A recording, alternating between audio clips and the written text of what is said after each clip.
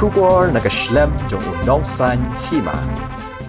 Working President Gakon Hinyotrep National Awakening Movement uba Thomas Pasa habaya keren berkilat patai kubor mentaka sengi kekat wetrik ukalaling kot arajar arbusau ulaong baka CEC jong ka khnam kala rai ba mentaka kenti kanam penyang kertong naga benta banyak kon nak election MP but kumba ka kerteng jong ka seng ka keren syahi kumta ka khnam kan peni ya ka jing terang bat angnot ban ai ka jing syakri tang hapo ka beri uhnyo trep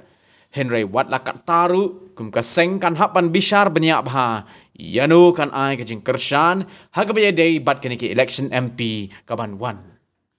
Yang ketika MLA election, kamu ke MP li kamu cuma. Teka CC kepala ada, Muslim kepala ada. Kalau ada berai, bandang kakram ginum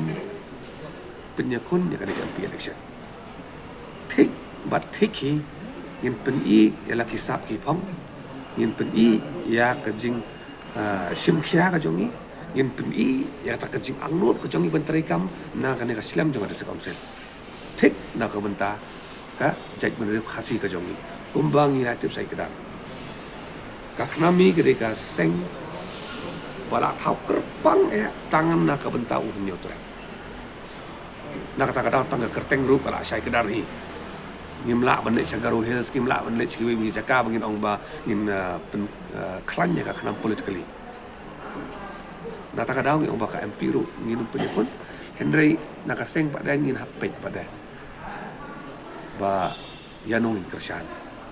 bangin ya dan bentar tingin ya dan bentar ada MP election memang kersan yang pada kasih kasih pada kisawan ki meeting dalam declare dia ka polling date juga MP election saya dan ki meeting juga seng bangin ya song berkat bangin lek kono pada ingin kersan ni asap ke political movement kan lo ba bakala ba ngin susong ingin kersan ni ingin kersan ru ingin kersan open support baik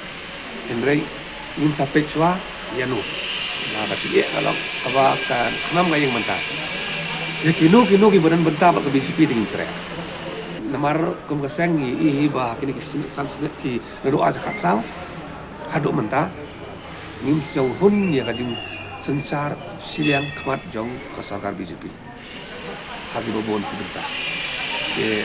ingin kuat bah ke BCP kan yo be ruling nanti apakah what daling te but ikwa the alternative